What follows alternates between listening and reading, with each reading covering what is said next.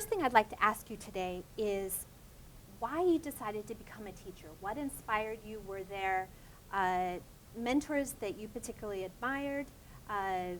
What was it that drew you to teaching as a profession? I think I actually started as a storyteller. As a child in elementary school, walking to school with my younger brother and neighbor kids, I would tell stories about the classic myths, fairy tales, whatever, to while away the time. And then in class, once teachers found I could draw, they recruited me for chalk talks. And I would draw pictures on the board and talk about various historical subjects or something for the class. So I discovered I had an ability to hold an audience and inform them, which I enjoyed doing. And I've been very fortunate in my life because at every stage of my academic career, there's been one inspiring teacher.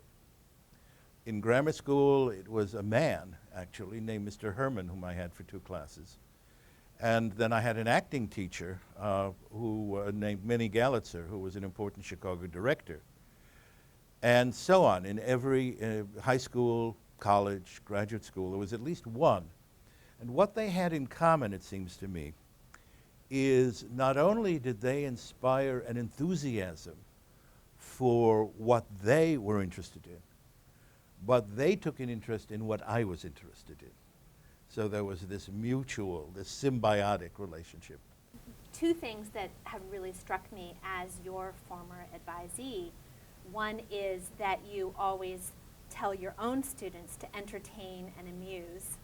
And another is just what you're saying, that, that I think you've really carried that on, the idea of the teacher always being genuinely interested in what the student is interested in as well.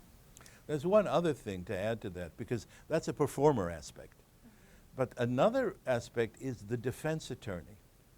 When you are pushing a thesis or trying to make an argument, you have to win over your jury. And that is a very important aspect of lecturing, of presenting something that's not just facts, but it's actually a cohesive argument.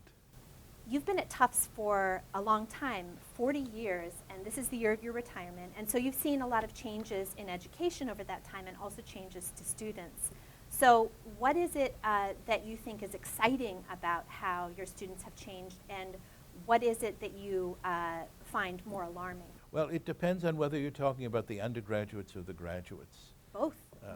The undergraduate students were always enthusiasts. And I've always liked that about them. They really wanted to do things. The problem is that in the past, they were more willing, in a way, to learn. They were willing to say, what can you give me? What can you teach me? And now they're a bit, don't bother me, I want to do this on my own, which has its value, discovering things on your own. But it often ignores, let's say, the wisdom, not to mention the skills that you can learn from somebody else. On the graduate level, in the past, graduate students would come in and they would be rather lackadaisical about career.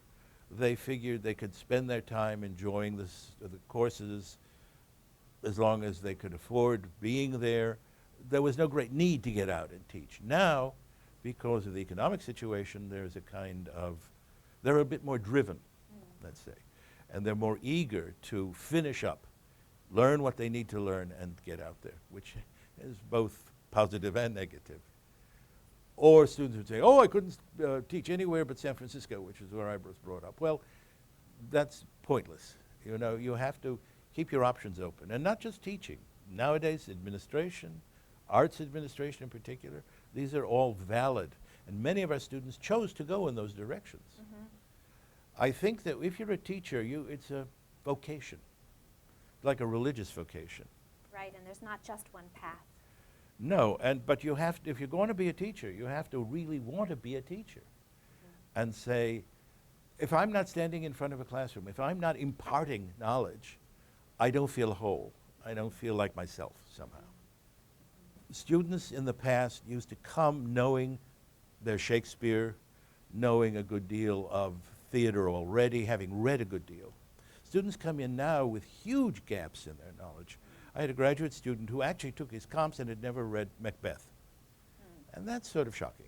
Thanks. Could you talk a little bit more about your own, how your practice as a theater historian affects what you do in the classroom, since you're such a prolific scholar? Well, the fact is that I have, you might call it a low boredom threshold. Other people might call it a short attention span. But I take an interest in a lot of things, and I tend to pursue them.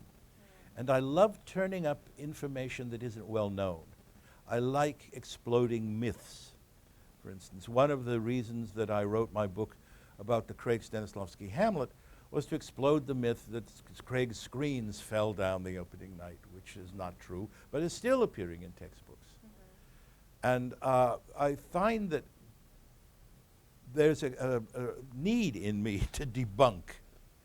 And so that's why you have to go back to original materials. You have to really track what it is to its lair and not accept other people's opinions or other people's judgments if they haven't done that kind of labor. The same thing goes for translations. One of the reasons that I'm so insistent that students learn foreign languages is, I say to them, so people can't lie to you. Translations tend very often to be very deceptive. And you think a student says, oh, well, I've read Ibsen's play, Ghosts. And I'll say, well, who translated it? And they'll say, oh, translator, ah. It's as if Ibsen wrote in English. And so this is exactly the kind of precision in scrutiny that you get from really solid research. And as your former mentee, you definitely have instilled those particular qualities in how I think about theater history and research and what I try to teach my students, that real passion for debunking the myths of the past and that precision. Last but not least, I'd like to ask you, with changes in education and with folks wondering, in many cases, if there are going to be jobs available to them, what advice would you give to folks who are considering entering teaching as a profession, whether at the university level or more generally? Well, it's the same thing that I would say to anybody saying they wanted to enter acting as a profession. First of all, you have to have an overriding enthusiasm for it. It's something you really want to do because you're going to be facing a lot of disappointments. You're going to be facing a lot of difficulties. And you have to keep your goal in sight, the fact that this defines me as your beacon if you're going to get through all that. I would tell them also to keep their tolerance level at a certain, reasonably low. Because one of the things that I discover in a classroom is people are coming from all different backgrounds. They're coming from all different cultural foundations. And you have to be able to communicate on a lot of different levels. Don't be rigid, be flexible. Thank you.